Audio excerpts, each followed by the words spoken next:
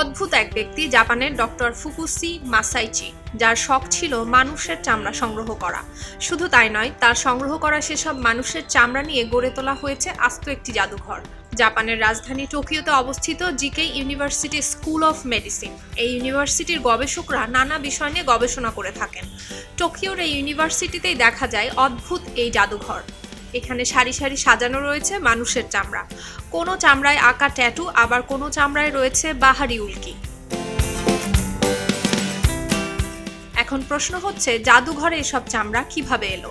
এই প্রশ্নের উত্তর খুঁজতে গেলে যে মানুষটির নাম পাওয়া যায় তিনি টোকিওর ইম্পেরিয়াল ইউনিভার্সিটির অধ্যাপক ডক্টর ফুকুশি মাসাইচি। ডক্টর মাসাইচি 1878 সালের 30 জানুয়ারি জাপানের ইয়ামগাছিতে জন্মগ্রহণ করেন। ইউনিভার্সিটি অব টোকিও থেকে মেডিসিনে পড়ালেখা শেষ করে উচ্চতর ডিগ্রি নিতে জার্মানিতে পাড়ি জমান। এরপর দেশে ফিরে তিনি জাপানি প্যাথোলজিক্যাল সোসাইটি প্রতিষ্ঠা করেন। ডাক্তারি পেশার পাশাপাশি তাকে বেশ আকৃষ্ট করত রোগীর শরীরে আঁকা উল্কি বা ট্যাটু। সেই থেকেই তিনি চাইতেন সেসব সংগ্রহ করতে। যেই কথা সেই কাজ, নেমে পড়লেন উল্কি বা ট্যাটু আঁকা চামড়া সংগ্রহ করতে। হাসপাতালে কোনো মৃতদেহ ময়নাতদন্তের জন্য এলেও সেই মৃতদেহের উল্কি আঁকা অংশটুকু তিনি সংগ্রহ করে রাখতেন। তার এই চামড়া সংগ্রহের খবর শুনে অনেকেই মরণোত্তর চামড়া দান করে যেতেন সংগ্রহের জন্য।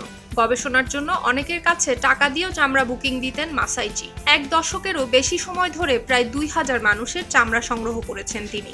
তবে দুঃখের বিষয়, বেশিরভাগ চামড়াই একসময় হারিয়ে ফেলেন মাসাইচি।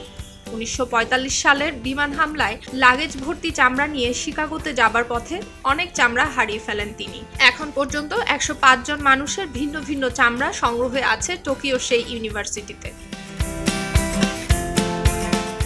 ডক্টর মাসাইচি চিকিৎসক হিসেবে যতটা না পরিচিত ছিলেন, তার চেয়েও বেশি পরিচিত ছিলেন এসব চামড়া সংগ্রহের জন্য।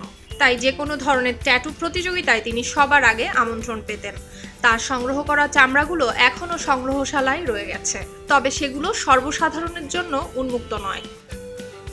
সুলতানা ডিনা, খবরের কাগজ। সবাই যখন জোয়ারে গা ভাসায়, কেউ কেউ ঘুরে দাঁড়ায়। সময় হারতে শেখালেও কেউ কেউ চ্যালেঞ্জ ছুড়ে দেয়।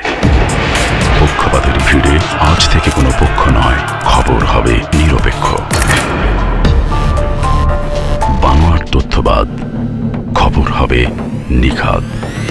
ভেঙে গুজবের শিখ, খবর হবে নির্ভীক। এলো খবরের কাগজ, নিখাদ, নির্ভীক, নিরপেক্ষ।